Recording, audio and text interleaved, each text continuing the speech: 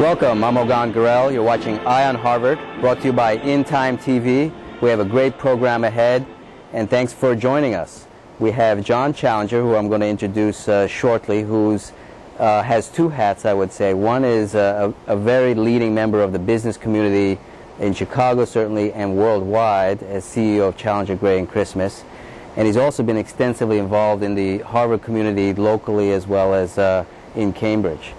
So we're going to touch upon a number of topics, but let me just introduce John. First of all, thanks for coming. No, it's so nice to be here with you, Ogan. Yeah, I've heard you many times on the radio and obviously as a leading pundit or resource in terms of employment, so it's great that you could be here, and we're very privileged and glad. Well, it's nice to be on this Harvard network and take some of our ideas and take the community and spread it out to the world. Sure. Well, John, as I mentioned, is a class of 77 AB. He's Chief Executive Officer of Challenger Gray & Christmas, which is the global outplacement firm that pioneered outplacement as an employer-paid benefit in the 1960s. But in addition to the outplacement, essentially very much involved in human resources issues, human resources developments, and employment developments. He's giving testimony before the U.S. House Committee on Small Business on the issue of permanent job loss and other employment issues, and we'll talk a little bit about that. He wrote an article at the Wall Street Journal about CEO turnover, which is an ongoing issue. We'll talk about that. And in fact, interesting, Derek Bach wrote a book about that. Employee turnover? Well, about CEO pay, the disparity between pay and for the people who make the most money, and why say teachers make so much less. So it's an interesting book to go back and look at Derek Bach's work and find that. Yeah, let's talk a little bit about that when we talk about that issue. This is a wide-ranging discussion because you're involved in so many things. For example, he's also served on the Labor Committee of the Federal Reserve Board, and I'm sure there's some interesting experiences there. So the list goes on, but in terms of his Harvard involvements, he's regional director of the Great Lakes section of the Harvard Alumni Association, sits on the board of the Harvard Club of Chicago. In fact, I first met you when you were president of the Harvard Club of Chicago, which is, as we indicated at an earlier show, Walter Keats was on the show, the history of the Harvard Club of Chicago, over 150 years old. So without further ado, let's dive into, because we have a lot to talk about. Wonderful.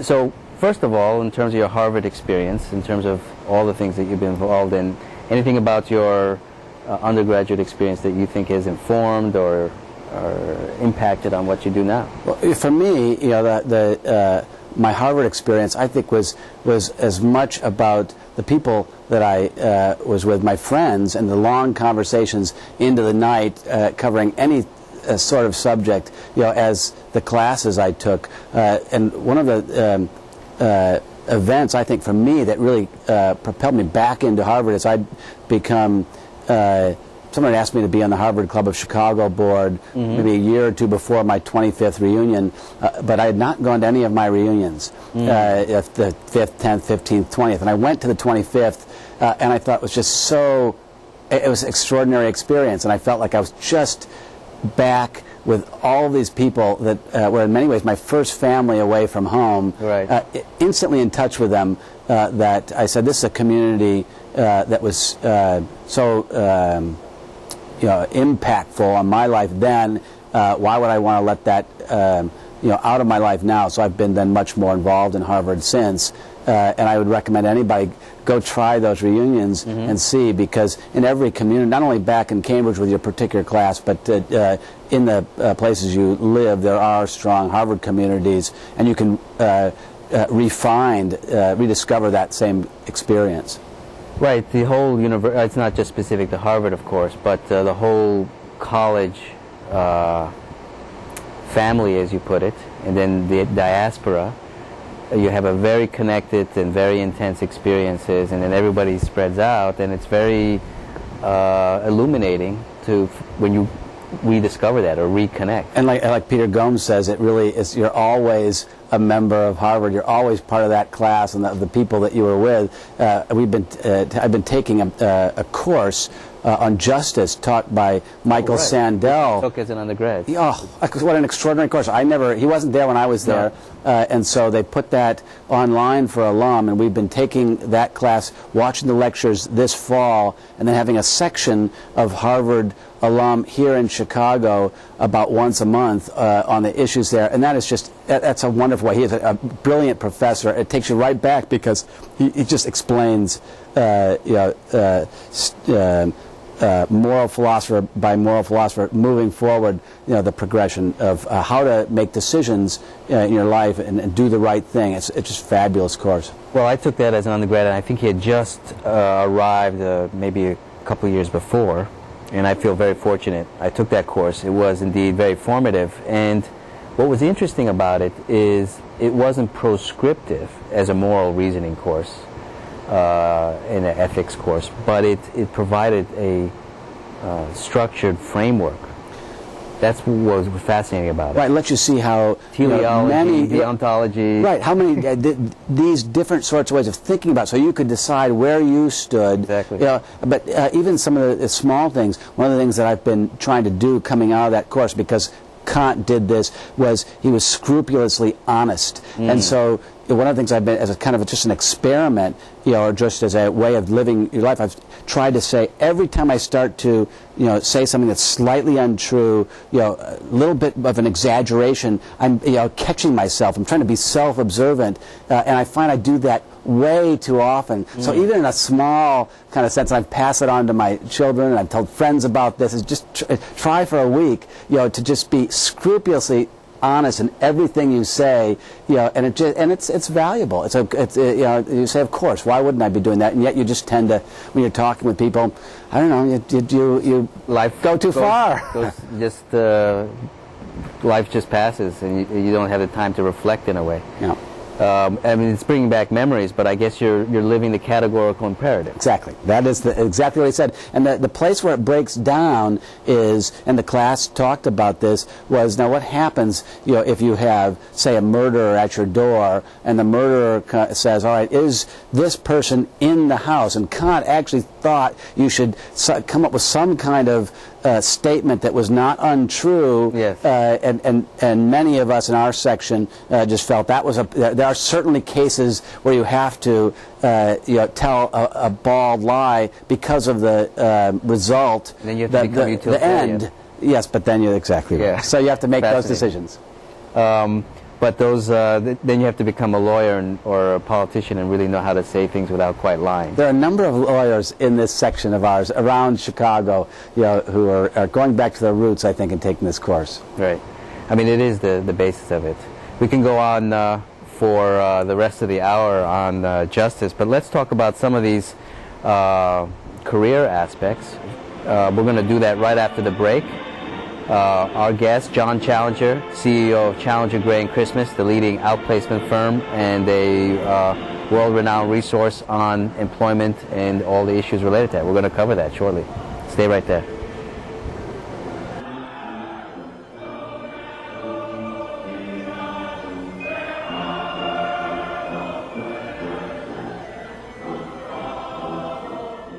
Hi, I'm Michael Momando. You're watching the In Time TV network, where professionals save big time connecting with their community worldwide. If you're in the restaurant or hospitality industry, I invite you to tune in to Restaurant Talk, where you can email or call in questions, comments, or concerns. You may even be a guest on our weekly Saturday show. To see a recent tasty episode of Restaurant Talk, please tune in to www.intimetv.com.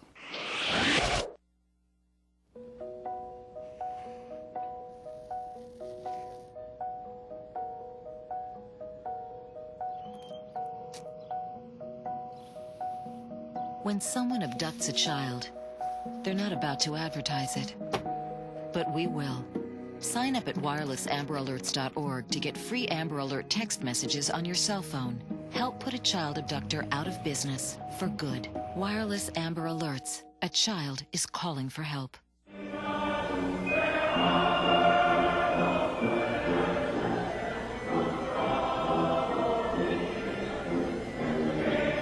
Welcome back. I'm Ogan Garel, our guest, John Challenger. We were watching Eye on Harvard, brought to you by In Time TV. And just before the break, we were talking about the Justice course with Michael Sandel, Professor Michael Sandel. Great course. We could spend a whole hour on that. Yes, we could. But we have a whole slew of topics that come out of your long and distinguished career. One of them, for example, you testified before Congress. And obviously that was previously... that was in 2003, but tell us a little bit about what the issues that you testified about and what the impact is today. Well, it's the issues that we're facing today, and that is with the globalization of the economy and the workforce, how is the U.S. Going to manage that change? What do we do with our workforce, who feels like those good jobs, high-paying manufacturing jobs, for example, are going overseas, in the midst of this change in the economy. And in that testimony, basically, I was suggesting that the tide of globalization is not going to be stopped. It's an issue that we're going to have to come to terms with. We're not going to get those jobs back. Our workers compete today with workers from around the world, and that's going to change the wage structure here, the kinds of jobs that we fill, and our competitiveness. And so we have to come to terms with what that world is going to be about rather than try to fight it. So, to some extent, the solution is not in fighting, as you mentioned, globalization, but adapting the workforce structure or the education. What were some of the proposals outlined there? Well, certainly education is crucial. So one of the keys to the success of our economy in the 21st century and of our workforce and its ability to maintain and grow its standard of living is education. So we've moved into a service economy, a knowledge economy. We've moved out of the industrial era. That industry is moving to other places in the world. So we're going to stand out through our knowledge workers. So the more, what it really means is the more the more complex and strong the programs are to educate our people, the better they'll be able to compete in this 21st century world. And back in 2003, I forget when Thomas Friedman's book was published, but around that time, The World is Flat and all that, obviously globalization was a big issue then, still is an issue in terms of the trajectory of how this has impacted the workforce. Do you think we have responded adequately, or we're getting further behind, or what's the direction look like to you? Well, it does seem like we still are having difficulties with the issue. With the upcoming election, there are candidates who are suggesting that we should try to stop it. Rather than participating in the global economy, we should isolate ourselves. That would seem to be a short-term strategy. Right. In this latest administration, with the whole stem cell debate, we damaged our medical industry by not, and our competitiveness there by not allowing, and really giving a head start to other economies around the world. So the employment situation is almost affected by other policies as well that may not be ostensibly directly related to employment, but the stem cell is an excellent example. Sure. I mean, 3 or 4 years behind in that. Labs around the world, we're now playing catch-up ball there. So from a job standpoint, there'll be, in fact, in the economy, healthcare consistently over the last decade has been the strongest creator of jobs with a aging of the baby boomers, with a change in medical technology in the biotech industry, with advances being made. There's an industry that we want to be on the forefront of from an economic standpoint, not just a moral standpoint. That's a different issue. Yes. But from a job standpoint, we can't afford to lose. And interestingly, the whole healthcare boom is both driving a lot of growth, driving transformation of the employment workforce, but also, to some extent, the source of some of the problems, to the extent that healthcare costs have been often indicated, apart from the educational aspects and continually pushing the envelope, but healthcare costs. Is that really the issue, or an issue? Well, certainly, this one of the difficulties now is that costs are going up on a number of fronts.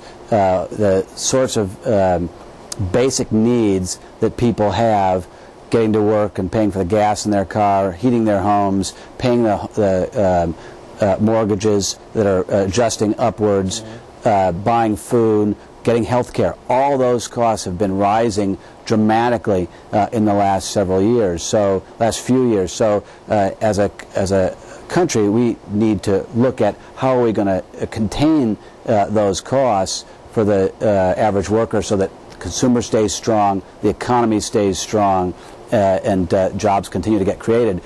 We just had, this is December of 2007, a dramatic shift upwards in unemployment from 4.7% up to 5%. We hadn't seen much movement there throughout 2007, but almost immediately that has economists out concerned that we may very well be going into recession for the first 6 months of 2008, maybe already were in recession in the fourth quarter of 2007. I took Ec 10, the economics course, but I forget now, is unemployment the leading or lagging indicator of recession? It is a lag. It looks backwards. It looks at where we're going, but where we've been rather. But as unemployment goes up, it certainly is an indicator of where the economy is going to head as well, because what propels most of our economy, 2/3 of it, is consumer spending. And when the consumer starts to slow down, as they did this holiday season, then the economy starts to lag as well. What happens is when you have new people coming into the job market, getting jobs each month, those are, and we've been averaging about 100, just under 100,000 jobs created over the last 6 months each month. That means there's new people who can propel the economy forward, new consumers who now have a job and can pay for some of these goods. But when that job growth slows down, as it did dramatically in December, and if it were to continue in 2008, it would be a real slowing force in the economy. And that has precipitated what seems to be Bernanke and Bush, both Harvard grads, to start to... They're waking up quickly, saying, we've got to get at this now, we're behind the curve. Right. Well, you're watching John Challenger. We're on Eye on Harvard on In Time TV. Lots more to talk about. Stay right there.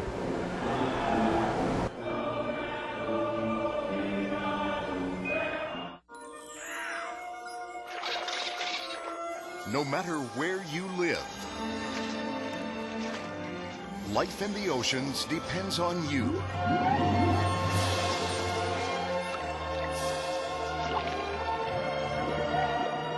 To keep our oceans clean, recycle and dispose of trash properly. To learn what you can do, go to keepoceansclean.org.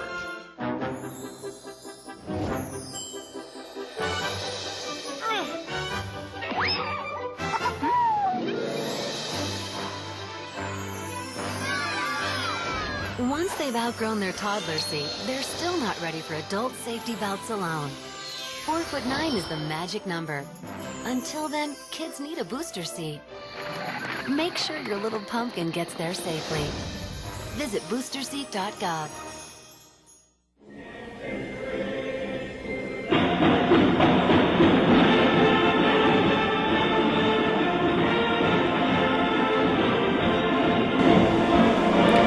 Welcome back.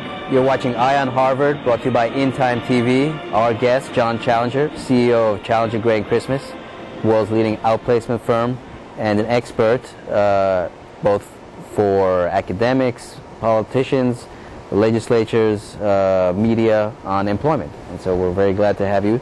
Just before we were talking about the waking up of Ben Bernanke and George Bush, President George Bush, and Chairman of the Federal Reserve, Ben Bernanke, also Harvard grads. They're waking up to the situation. Unemployment has suddenly jumped up from 4.7 to 5% over the last quarter. Last month. The last month. So that's very significant. What would you? So they're waking up, and you're in the thick of things with your finger on the pulse, as it were. What would you advise them?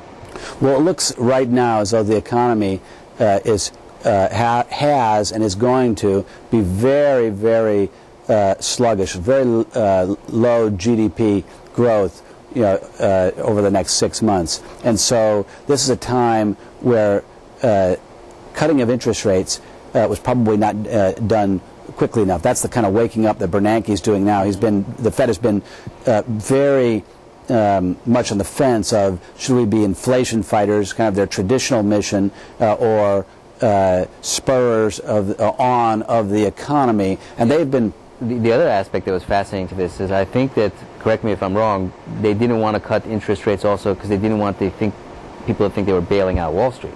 There was almost a psychological aspect too to that, with the credit crunch, and say, well, we're not knee-jerk, just going to reduce. Right, and that's all getting into this whole housing issue, right. Where Wall Street basically took the mortgages, packaged them into basic investment vehicles for people, but have been left holding the bag because they can't sell those anymore, and they have billions of dollars of bad loans basically on the books. They're now writing those off by the billions of dollars, and certainly it's that recession in housing which reaches out into so many different directions. It's not just realtors and banks, but it's home retail, it's manufacturers of building materials, it is the kind of event in the economy that really spreads its tentacles far and wide.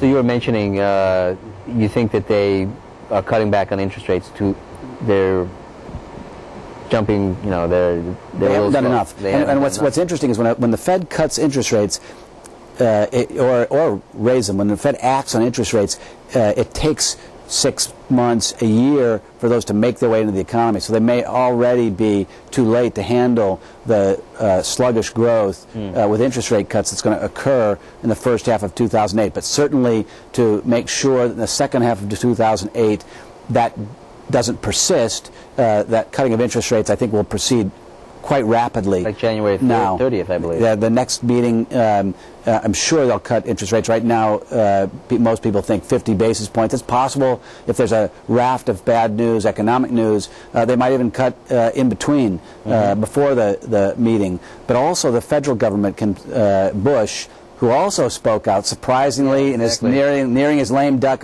basically the lame duck time, talking about the economy being in poor shape. Well, he said we have a very strong economy, but we have to do something about it. Well, that's right. Something like that. And what they need to do is through fiscal stimulus, is basically the government can spend money or give money back to people to spend through tax cuts. And a lot of people are advocating tax cuts, very specific ones for the middle class, not the wealthy, because the middle class, basically, when they get tax cuts, especially when they've been tapped out as consumers by all these rising costs we talked about, will put all of that money back to use in the economy. They'll be better consumers. Right. There's no savings that goes on there. When you give tax breaks to the middle class, they go out and spend the money because they need to sustain their living demands. Well, right, so the tax cuts are less for investment, if you will, which is the ostensible premise behind tax cuts for the wealthy, that they're entrepreneurial or they're building businesses, so that gets them more encouraged, but tax cuts that go directly to consumption. Right, so if two-thirds of the economy is based on consumer spending, and that consumer has been very fragile of late, risking the economy, leading to the risk of the economy going into recession, and giving that consumer more money to spend, that will and 100% of it being spent, that'll be good for the economy. That'll help to start, and that'll help to start right now. The Federal Reserve doesn't really have that power with their slower acting interest rate cuts. That affects the withholding schedulings and all that. Right, exactly. Well, that's right, and that's the sort of thing that the government might do is cut they cut the tax rates for these people. Now, President Bush, he gave that presentation or that announcement, but I didn't really listen to the full. Did he actually mention middle-class tax cuts? He's speaking that those are the kinds of actions that might be. But nothing definitive yet. Not yet, but you'd think that that's leading towards. This in the month of January coming up, we're going to see actions in regard to pushing this economy out of the doldrums that it's in. Right. So 4.7 to 5% unemployment in 1 month is pretty significant. Has that been seen before, that kind of a jump? Well, not in some time. Yeah, we've been in since really 2001, the economy, turned around. There was perhaps a short recession there, maybe a month, a quarter, but starting in 2003, the summer of 2003, this economy started to create lots of jobs, and that went all the way through basically early part of 2007 last year, started to slow down in the second half of this year. Job creation slowed, and the whole credit crisis has now led us to the point we're at now, where it may be taking another deceleration, which is very worrisome. Right. And what I was referring to some extent was, has there been precedent for a 0.3 percentage point? Has happened. 91 or the middle 80s? Yeah, there are occasional jumps. The key where it goes up or down in a big number, but it does usually happen in small increments of 1/10 or 2/10 of a percent. So this 3/10 was surprising. The question really will be, how are the next several months going to look? Is it going to get worse? Is this the start of something much larger? Well, let's address that right after the break. Let's see your predictions. Sounds good. I know that many asked for that, and we look forward to yours on Eye on Harvard. Thanks, Elvin. You're watching Eye on Harvard. Our guest, John Challenger. We're going to learn more about, hopefully, what the outlook looks for the future right after this break. Thank you.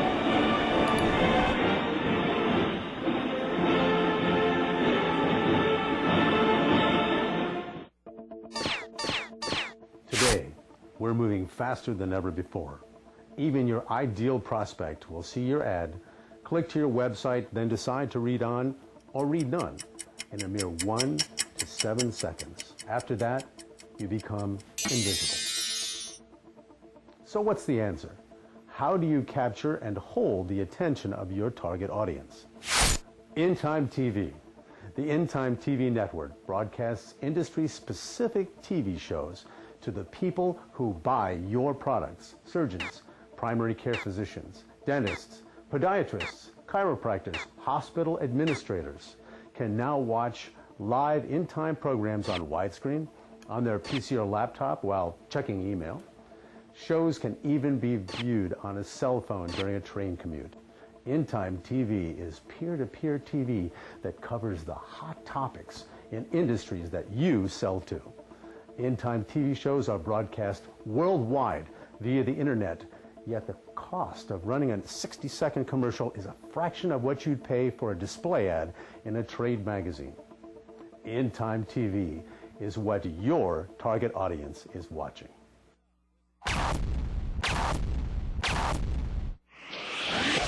Keeping professionals engaged worldwide. Mom? Dad?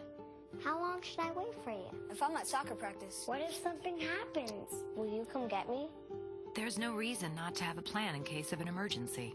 Should we go to the neighbor's house? And some extremely good reasons why you should. Can you tell me? Talk to your family about what you would do in case of an emergency.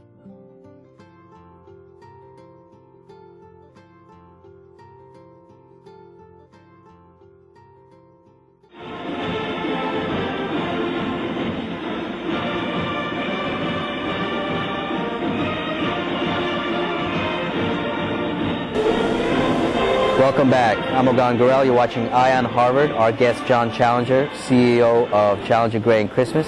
Just before the break, we were talking about the outlook for employment, and we can spend a whole hour on whether we're in a recession or not a recession, the whole employment. But let's get your perspective on that, and then we'll shift to a number of topics relating to careers, outplacement, CEO turnover, the changing role of boards, a whole bunch of topics. So what's your outlook? Well, here's maybe related back to the individual. Even though unemployment may be going up, and who knows, we may shift into a minor recession in 2008.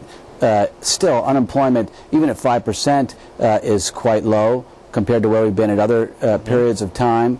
And for the individual person or executive looking for a job, it's still a very good time. Companies change people out now 4, 5, 6 times in a lifetime. People can expect to move companies 6, 7 years on average for tenure for CEOs right now. And so that constant change that's going on outside of whether or not the economy is doing well or not, whether jobs are being created or lost, means that there's always openings. Companies are constantly in there looking for the new managers or employees in their companies, and then you have the whole merger and acquisition boom led by private equity in the venture cap world. Those companies, as they get bought up, we've seen record buyouts over the last several years. And some also of that's mean being implemented. Yeah, right that also means new management often. But not to put you on the spot, John, but so... No, do it. What's your projection for the trajectory of what's going to happen? People have been saying... People don't know, but what's your projection? I think that people are a little too pessimistic right now. So I do think unemployment's likely to move up slightly, slowly over the next 6 months. I think the second half of 2008, I think we may get to the point where we've contained this housing crisis. My basic feeling is that the global economy, the extraordinary strength of the global economy and our participation in that will override and outpower the damage being done by the housing market. So that's a fascinating point, actually, because in 2003 you testified in Congress because there was a lot of concerns about globalization and the jobs going abroad and all that, and as you mentioned, that's not something that can be stopped, and education was one solution and so forth. We may very well be saved out of this recession by globalization. I think it's the key to our position, in economic position, in the world over the next decades. If we pull back, if we become afraid of it, if we don't engage it, it's going to hurt us. Now, the falling dollar helps, for example, as the currencies are. It costs a lot more to buy oil, but at the same time, our manufacturers and our other kinds of companies have wonderful opportunities to take their businesses into new markets around the world, and that's going to create more employment here. So, just like the Depression, I think it was the Hart-Smalley Act or whatever. Yep. Which increased import tariffs, measures against globalization would be very dangerous right now. I think they'd be the worst thing we could do. Just like in 1929, 1930. Exactly. The key to our economy is its flexibility. In fact, from a macro standpoint, even though it's very hard on people as they lose their jobs, not as hard as it used to be, say in our parents' generation, because there was so much less of it, but it's always hard on the individual to lose his or her job. But from an economic standpoint, it means that our resources, and our resources today are really mind and educational resources in a service economy. It's not all manufacturing. It's not materials. So the more we can move people to where the growth is, free up and get out of those areas where we're not competing well, and move that energy and creativity and that capital funding engine we have to build new businesses, the better our economy will do. And the world is growing at a rapid pace. So for us to be out around the world in those new markets, developing new products and tapping into that growth is the key.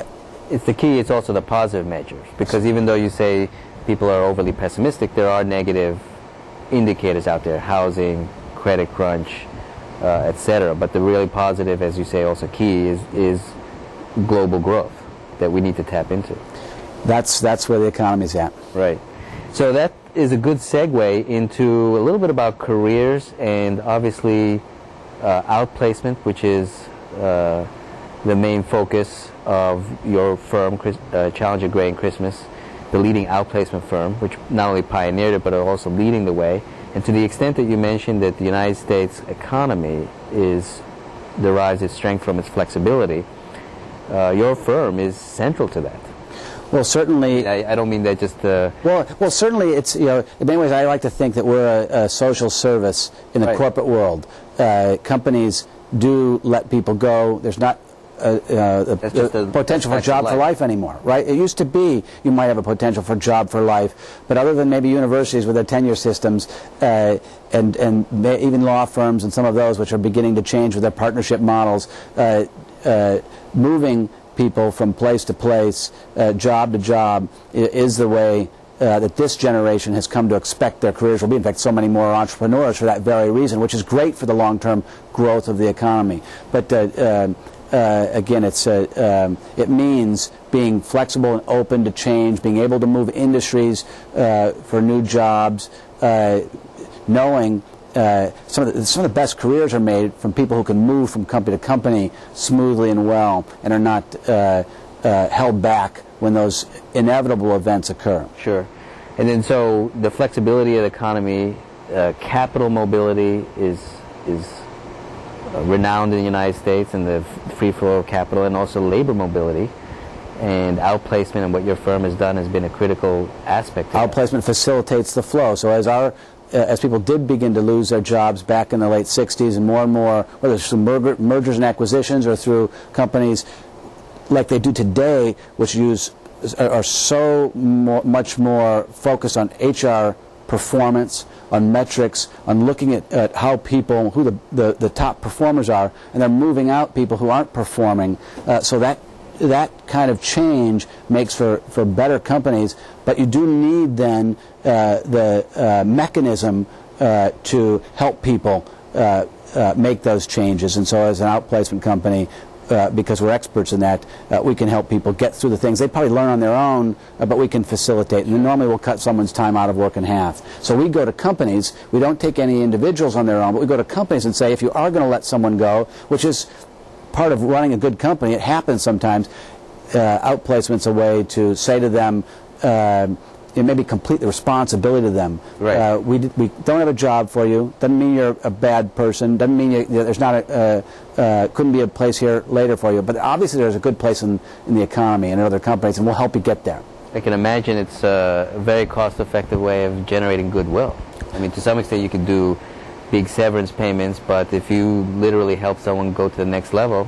And think about it as an alumni network. I mean, Harvard is in the vanguard of an extraordinary alumni network. Not only is that good for people's careers, but companies need alumni networks as well. Yes. You're watching Eye on Harvard, John Challenger. We have some more fascinating topics to cover. Stay right there. We'll be right back.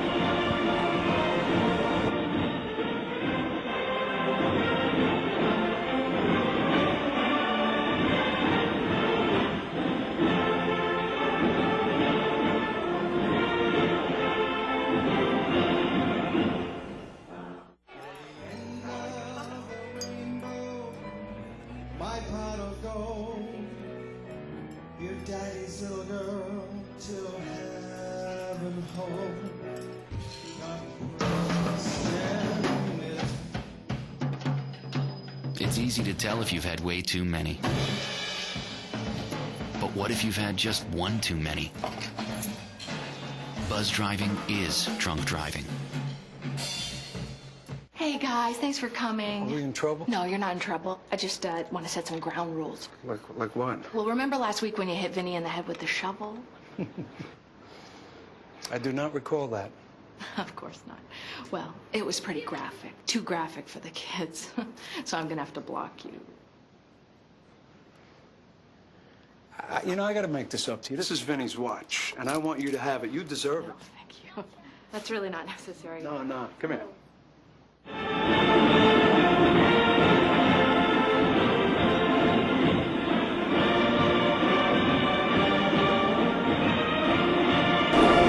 Welcome back. You're watching Eye on Harvard. Our guest, John Challenger. Really fascinating discussion we've had. And we're talking about quite a few more topics, so hopefully we can fit all of it in. But just before the break, you were talking about outplacement. And one of the things that I've heard from people, and I think makes a lot of sense, is that graduates of Harvard, and many other schools obviously, do very well. But in particular, one of the advantages of a school like Harvard is not just the education, and as you mentioned, the late night talks and the great friendships, but the intensity of the competition and the caliber of people there make it so that, let's say you were a genius at math at your high school, and may have been a good high school, but you come to Harvard and you end up finding out that you're just middle of the road, but you find out that you are the next Steven Spielberg movie producer or something. And it gives people a way to explore so many different areas. So you don't just go to a science and math school. People, I think, at Harvard end up trying this and this and this, and they get exposed. They become much broader-based thinkers. Well, I guess I could say that from a personal perspective. Sometimes I've been noted to be somewhat philosophical about things, look at things from a broad perspective. I can blame Michael Sandel, because that course I took in my formative years gives you sort of this framework to look at things from afar. Well, in an era also where you wonder, say now we're a little bit away from of Enron and some of the maybe the unscrupulousness we've seen in the whole mortgage crisis. Exactly. You want what a formative experience to give someone. Everybody ought to be able to take that class from Sandel to make you at that point in your life stop and think through justice and how to do the right thing. It's teaching ethics to our children. That and and adults. Yeah, Act 10 too. 10. I took that one as well. Right. Well, let's talk a little bit more about outplacement and careers. What are some of the trends that you're seeing? For example, your company, Challenger Gray and Christmas, in some ways was facilitated by the fact that there's no longer lifetime tenure at companies per se. The fact that there is turnover makes outplacement possible, indeed necessary. How is that direction going? I mean, well, we're seeing some interesting things. For example, with the baby boomer population aging, the idea of retirement is in many ways disappearing, or certainly changing. So it used to be that you'd hit a certain point in your life, in your early 60s, and you stopped. And 20 years ago, I've spent a lot of my life listening to people who lost their jobs, executives talking about what were they going to do next. A lot of people retired and with nothing to do, no way back into the workforce, no way to find meaningful work, led very unhappy lives after that. So with people aging, with a healthcare system making for longer lives, more active lives, it doesn't make sense that we'd want to have an artificial end to someone's employment. So we're seeing more and more companies change kind of the balance between, say, allowing people to change the balance between personal life and working life, but not losing all that brain power and experience. So someone might say, I don't want to work 60 or 80 hours a week, in my 60s and 70s, but certainly to work 20 or 25 hours a week would be very valuable, not only to me and to my happiness and meaningfulness of my life, but also to the organizations I work for. So that change is really Are companies occurring. adapting to that? I mean, And we are seeing more and more companies do that. In the same way, more people are hitting, executives are hitting points in their lives where they need more time off, and companies are, especially women, although men face some of the same issues, where they may need to become a caregiver to a parent or a child, don't want to lose contact with their working lives, and so companies are working out more flexible arrangements. That's part of that labor flexibility we were talking about, not to lose our brain power and our know-how as an economy, and letting those people, say, go away, even sometimes for years at a time, and then come back. Like the academic sabbatical. Exactly. And in fact, that might be more cost-effective than bringing in an outsider necessarily for a whole new position to infuse new blood, if you will. You just have one of your established people take 6 months to a year off. Or someone who might then work a small amount and mentor someone else, might job share, or might go away for a couple of years, but then come back. And why would a company want to give away talent and company-specific know-how that person possesses, of what really makes them more valuable than just the next person who has similar skills and experience. It's an interesting thing. One of the things that happens in the job market is when you go out and look for a job, you always compete against equals. So people think that at this level or that level somehow the job search is going to be different, but everybody at any level competes, which is why it takes tremendously hard work and focus to find the right job against people who have strong backgrounds in their area. There's a few people who have singular experience. Sure. Let's talk a little bit about private equity, both as a macro trend, but also in particular, obviously, its impact on the employment at senior management levels in particular. We're seeing a big shift. Perhaps that's been tempered somewhat by recent events in the credit crunch. Some people were talking about whole swaths of publicly traded companies which have accountability to small and large shareholders to private firms. How has that affected the senior management ranks from an employment perspective, from even a Michael Sandel philosophical perspective? Well, that's a larger question.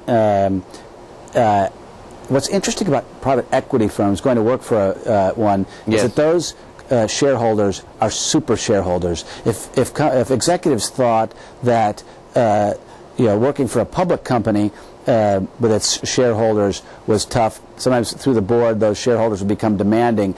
Private equity shareholders are small in number, and they want to know everything about the company. There's no anonymity, there's nothing hidden, so the executive who goes to work for a private equity company is going to be on the spot all the time, so it can be very tough. At the same time, more and more people are saying, here's a good 5-year tenure where I might get some equity and go work for a private equity. They're looking for good people. But the American system for large companies has very much been predicated on a separation of management and ownership. And so that's shifting. It'll be interesting to know what the impacts are. But we'll talk about that right after the break. Stay right there. Any questions? No. You know. We're not magicians, we can't read your mind. We need your questions, each and every kind. What are the side effects, doctor, doctor? How many times have you done this before? Questions are the answer. Will this react with my other medicine? Hey, what are all these tests even for? You have the power to say what's on your mind. We need your questions, each and every kind. Questions are the answer. Questions are the answer.